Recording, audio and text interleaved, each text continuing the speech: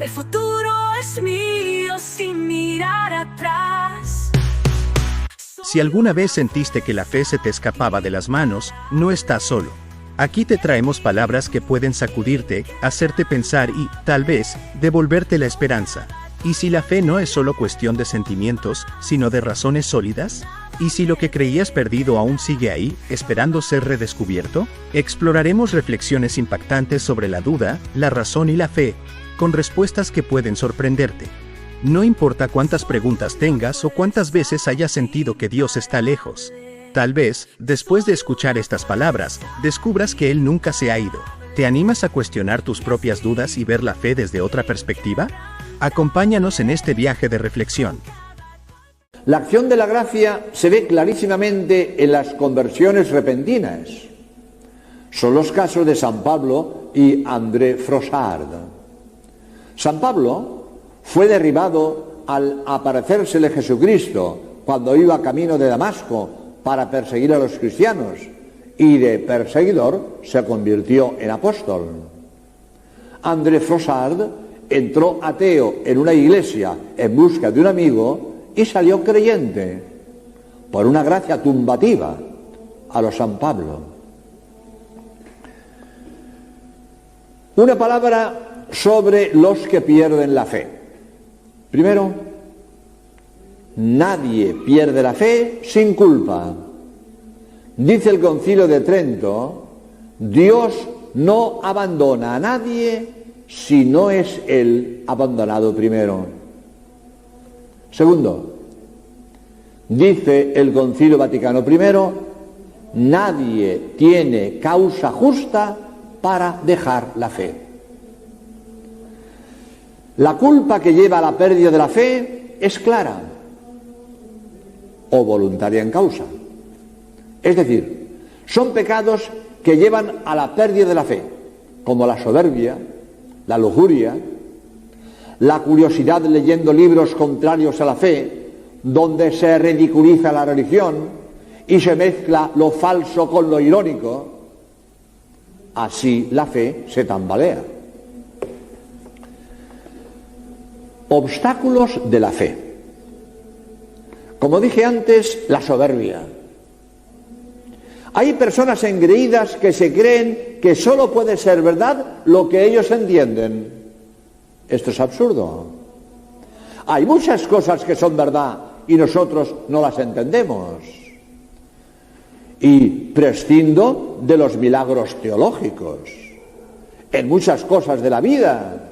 Por ejemplo, la naturaleza de la gravedad, los agujeros negros del cosmos, la antimateria, la importancia del ADN, de los genes y de los cromosomas, etc. Otro obstáculo para creer es la lujuria.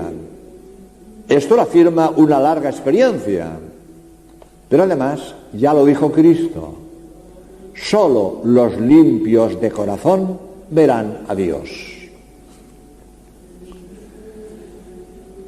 Digamos algo sobre las dudas de fe. No es dudar el interés por formarse bien y conocer las razones que hay para creer. Esto es bueno.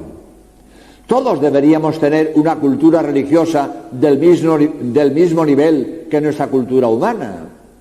Es frecuente ver personas de gran cultura humana y con una cultura religiosa infantil. Solo saben de religión lo que aprendieron de niños. No han seguido estudiando religión. Para estas personas son los catecismos de adultos. Por ejemplo, mi libro para salvarte. Perdón por la propaganda. Tampoco es darse cuenta de que el misterio es difícil de entender. Lo que no se puede hacer es dudar de que sea verdad lo que Dios ha revelado. Para creer es muy importante practicar. Quien no vive como piensa, termina pensando como vive. El hombre no puede vivir contradiciendo sus ideas. si no acomoda su vida a sus ideas, terminará acomodando sus ideas a su vida. El hombre tiene que justificarse a sí mismo. Tras la apostasía moral vendrá la apostasía ideológica. Acertadamente dice Augusto Nicolás en su libro El arte de creer: practicar todo lo que se cree para creer todo lo que se debe practicar. Resumiendo, la fe es un acto de la inteligencia que acepta lo que Dios ha dicho por considerarlo sabio y veraz. Segundo, la fe es un acto de la voluntad que acepta lo que Dios dice no por la evidencia de la verdad, sino por adhesión a su persona. Tercero, para que la fe sea religiosa y no meramente científica, además del convencimiento de la inteligencia, hace falta la adhesión de la voluntad. San Pablo, después de ser derribado por la luz de Cristo, exclamó: Señor, ¿qué quieres que haga? Para esto es necesaria la gracia de Dios, que la eleva al plano sobrenatural. Y la gracia de Dios se consigue por la oración. Por eso hemos dicho que la oración es la madre de la fe. Estas son algunas de las ideas que el padre Miguel Nicolau, de la Compañía de Jesús, expone en su libro Psicología y Pedagogía de la Fe. Y termina su libro diciendo lo siguiente, que voy a leer en la página 310.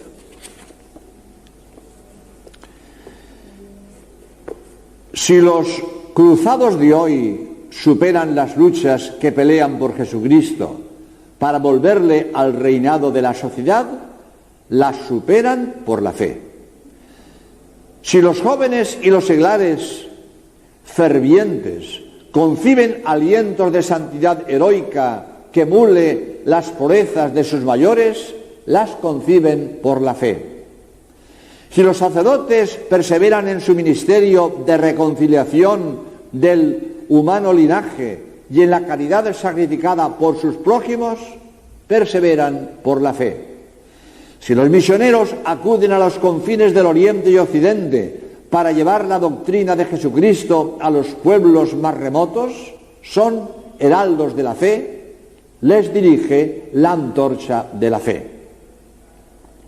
Si en los conventos y también en el fragor del mundo hay almas que pugnan por elevarse hasta las cimas y alzarse sobre las bajezas de la vulgaridad moral, les alienta la luz de la fe. Y si otros mueren por Dios y por la Iglesia, y su memoria desconocida a los ojos del mundo es conocida a los ojos de Dios, y con su sangre generosa han sido plantel de generaciones fervorosas, como los mártires eran semilla de cristianos, son héroes de la fe, han plantado con su sangre la fe. Esta es la victoria que vence al mundo, nuestra